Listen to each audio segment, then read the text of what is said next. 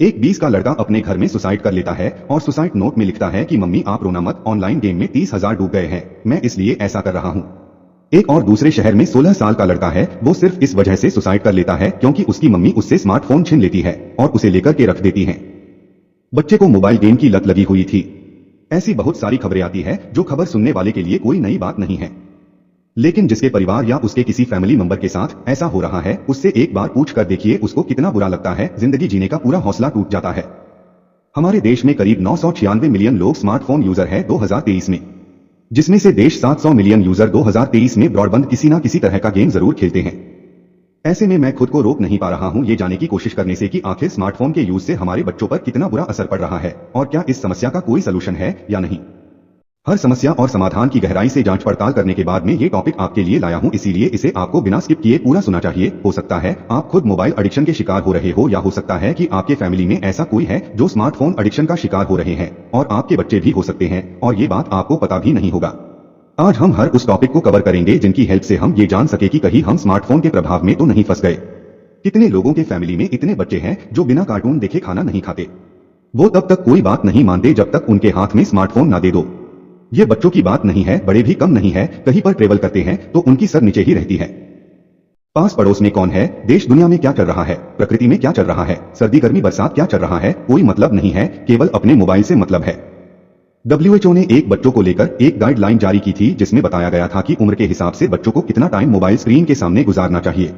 वो बच्चों की गाइडलाइन थी। हम बड़े क्या कर रहे हैं, हम बच्चों के सामने ऐसा क्यों एग्जाम्पल पेश कर रहे हैं?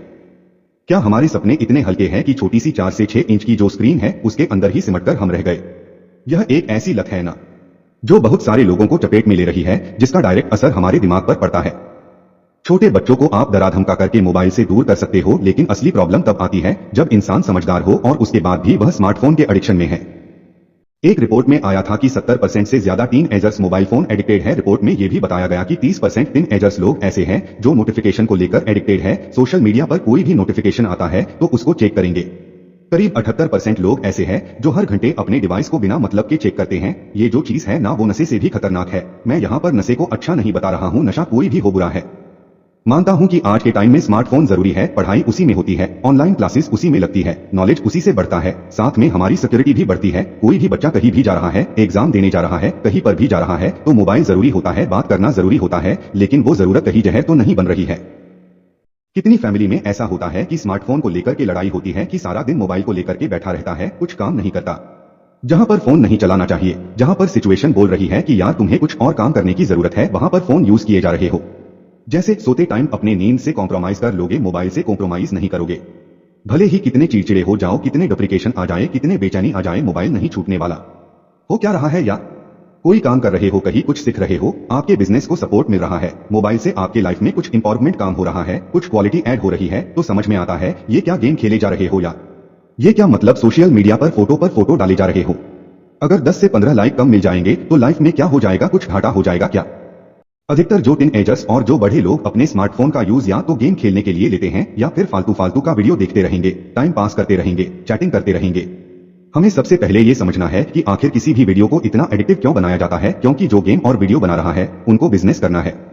शुरू में हम गेम क्यों खेलते हैं, वीडियो क्यों देखते हैं? थोड़ा सा अच्छा लगता है, मोबाइल में आराम से टाइम पास हो रहा है, मजा आ रहा है, लेकिन जब असल में वो चीज हमारे शरीर में घुल जाती है ना तो हमारे ब्रेन में डोपामाइन रिलीज होता है। यह एक हार्मोन होता है जो तब रिलीज होता है जब हमें किसी काम को करने में मजा आता है और फिर किसी और काम करने में डोपामाइन रिलीज नहीं होगा। कुछ बच्चों के पास में बहुत बड़े लक्ष्य होते हैं, लेकिन वो लक्ष्य के कितने करीब है ये मेजर नहीं कर पाते। लेकिन जब आप मोबाइल में गेम खेलते हो तब आपको पता रहता है कि मुझे 70 पॉइंट्स मिल गए, मुझे 90 पॉइंट्स और चाहिए, मैं इतना दूर आ गया हूँ, इतना दूर और जाना है और उसके बाद मेरा लेवल कंप्लीट हो जाएगा, इसलिए वो अच्छा लगने लगता है। रियल लाइफ में ऐसा नहीं होता, आपको बताना पड़ता है कि मंजिल कितनी दूर है। हो सकता है कि आप 1 साल में अपनी मंजिल प्राप्त कर लो या हो सकता है कि आपको 10 साल लग जाए। यह एक सबसे बड़ा रीजन हो सकता है यहाँ पर, इसलिए आपके जो रियल लाइफ के गोल्स है उसमें आपके कोई डोपामाइन नहीं निकल रहा है।